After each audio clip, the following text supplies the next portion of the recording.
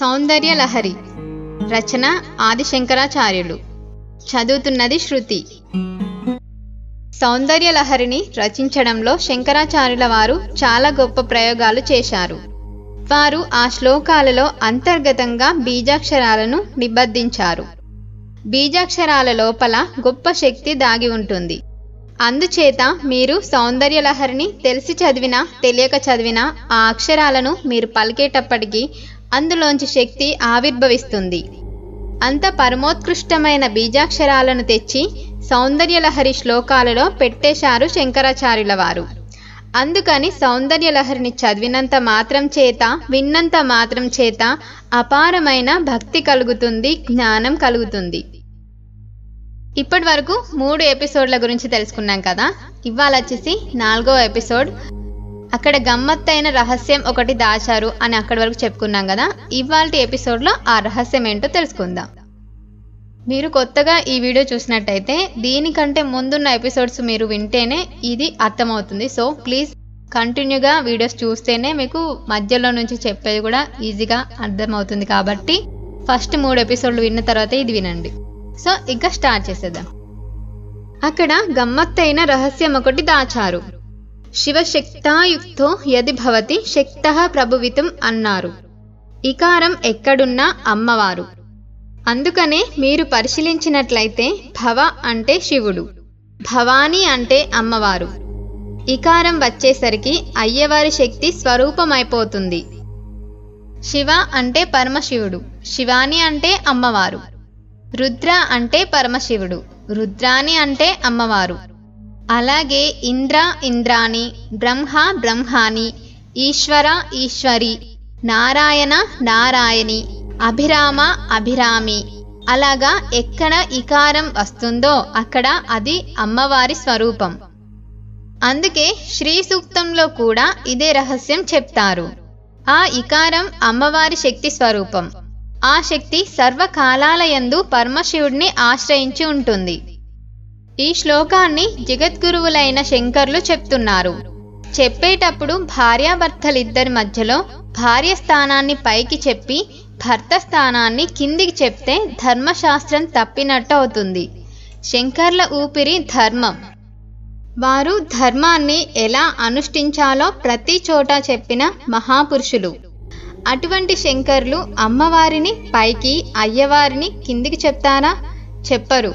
మరైతే ఇక్కడ ఎందుకలా చెప్పవలసి వచ్చింది అంటే ఇందులో ఒక గొప్ప సృష్టి రహస్యాన్ని శంకరాచార్యుల వారు చెప్తున్నారు.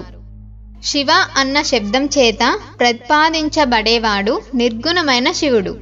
నిర్గుణమైన శివుడంటే ఎవరు? మీరు గాఢమైన నిద్రలో ఉన్నారనుకోండి, అప్పుడు కల కూడా రావడం లేదు. గాఢమైన నిద్ర లేచాక మీరు చాలా సుఖంగా ఉన్నదని అంటారు. కానీ గాఢమైన నిద్రలో మీరు ఉన్నప్పుడు ఇంద్రియాలు లేవు, మనస్సు లేదు, ఈ శరీరాన్ని గురించిన భావన లేదు, నేను అనే భ్రమ ఏమీ లేదు. మరి ఎవరున్నారు? ఆత్మ ఒక్కటి మాత్రమే ఉంది. అప్పుడు ఏ విధమైన కోరికలు పుట్టవు. నిర్గుణంగా తనలో తాను ఒక్కడే ఉండిపోతాడు. ఇంకా మీకు తేలికగా అర్థం కావాలంటే కెరటాలు లేని ఘనీభవించిన సముద్రాన్ని మీరు ఊహించుకోండి. అందులో కెరటాలు లేవు. ఆ సముద్రం ఏమీ కదలడం లేదు. అది ఘనీభవించింది, మంచుగా అయిపోయింది. అది ఒక పెద్ద గడ్డగా మారిపోయింది. ఇప్పుడు మీరు ఆ సముద్రం దగ్గరకు వెళ్ళారు. అందులో ఏ విధమైన కదలిక లేదు. సృష్టి అంతా లయమైపోయిన తర్వాత పరమశివుడు ఒక్కడే ఉన్నప్పుడు నిర్గుణమైన బ్రహ్మం అద్వైత స్థితిలో తానొక్కటి తప్ప వేరొకటి లేక తనలో తాను రమిస్తూ తాను మాత్రమేగా ఉండిపోతుంది. అలా ఉండిపోయిన శివుడు నిర్గుణమైన శివుడు.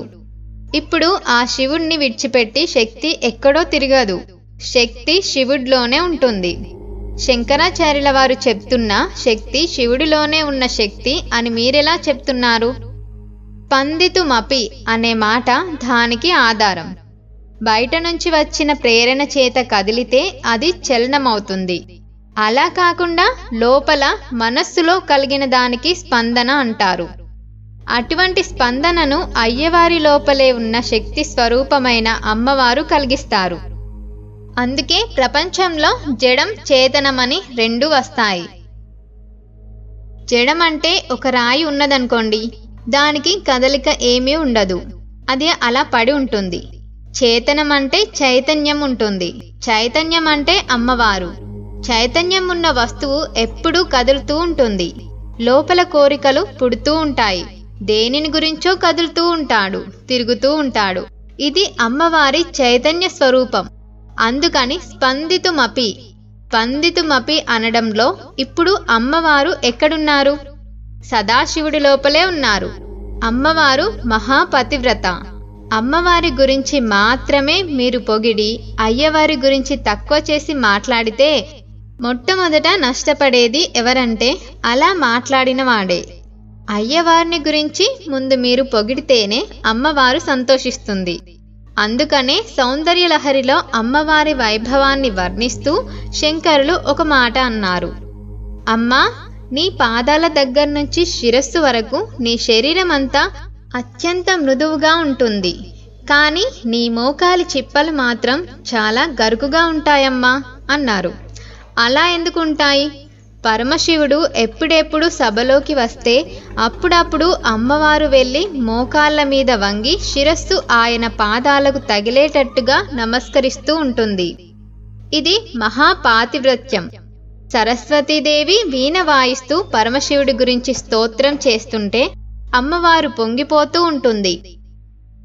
ఆవిడ ఎప్పుడూ తన భర్త కథలని వినే స్థితిలో ఉంటుంది. అందుకని శివ శబ్దంతో సౌందర్యలహరి మొదలుపెట్టారు.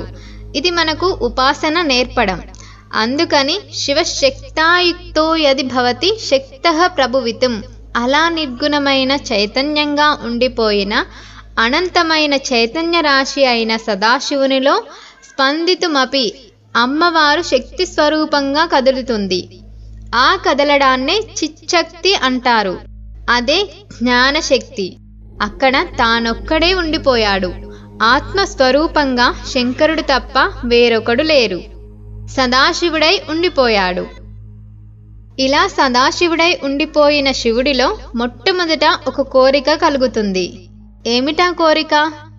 తానే అనేకంగా విస్తరిల్లాలని అనుకుంటాడు. అనేక రూపాలుగా, అనేక వర్ణాలుగా విస్తరించాలనుకుంటాడు. అలా అనుకోగానే అమ్మవారు శక్తి స్వరూపం కనుక ఒక్కసారి ఈ జగత్తుగా పరిణమిస్తుంది. పరిణమించి మనస్సుగా, వాక్కుగా, జగత్తుగా ఈ ప్రపంచమంతటా వ్యాప్తి చెందుతుంది. ఈ వ్యాప్తి చెందడమే శివశక్తాయుక్తో యది భవతి శక్తః ప్రభవితుం. అందులో చిత్రం ఏమిటంటే అలా ఒక్కడుగా ఉండిపోయిన పరమశివుడు జగత్తునంతటినీ నిర్మించి పరిపాలించే సమర్థుడైనప్పుడు తానే వెంటనే నలుగురుగా విడిపోతాడు.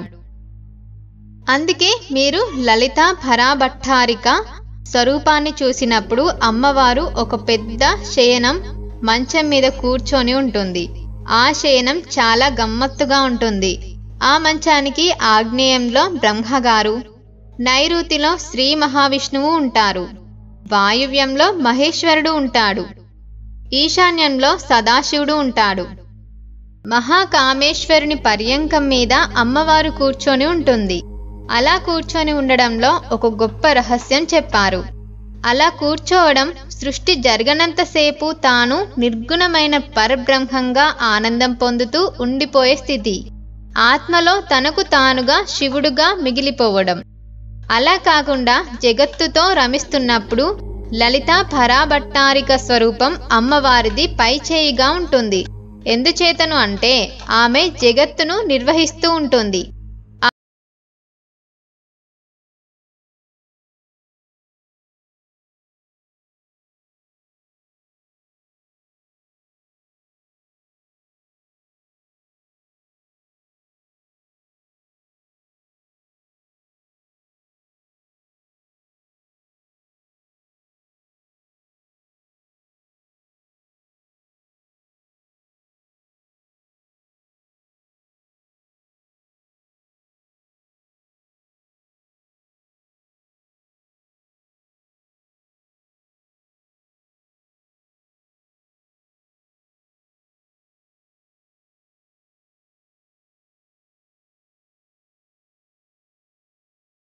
ఇస్తుంది.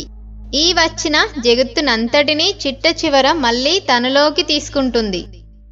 అదే అమ్మ ఈశాన్యంలోకి వచ్చేటప్పటికి మహేశ్వరుడి చేత అజ్ఞానాన్ని కల్పింపచేస్తుంది. అదే అమ్మ పైన పర్యంక రూపంలో ఉన్న సదాశివుడి చేత అనుగ్రహాన్ని ఇప్పిస్తుంది. ఈ మాటలు కొంత కకావికలుగా ఉన్నట్టు మీకు అనిపిస్తాయి. సౌందర్యలహరిలోని మొదటి శ్లోకం కొంచెం గహనంగా ఉంటుంది. సృష్టి అంటే అంతకు ముందేమీ లేదు, ఇప్పుడు వచ్చింది. ఒక్కడిగా ఉండిపోయిన పరమాత్మ అనేక రూపాలుగా భాషించడం మొదలు పెడతాడు.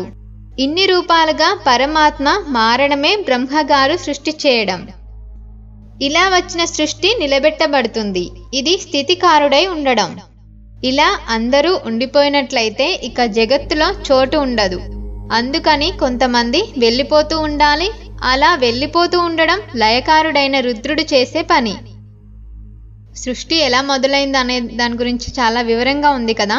ఇది ఇవాల్టి ఎపిసోడ్. ఇంకా ముందు చాలా ఇంట్రెస్టింగ్గా ఉంటుంది, అసలు మిస్ అవ్వద్దు నెక్స్ట్ ఎపిసోడ్ అయితే. సో ఇది ఇవాల్టి ఎపిసోడ్. మీకు నచ్చింది అనుకుంటున్నాను. నచ్చితే తప్పకుండా వీడియోని లైక్ చేసి, షేర్ చేసి, కమెంట్ చేయండి. Thank you so much for watching. నమస్కారం.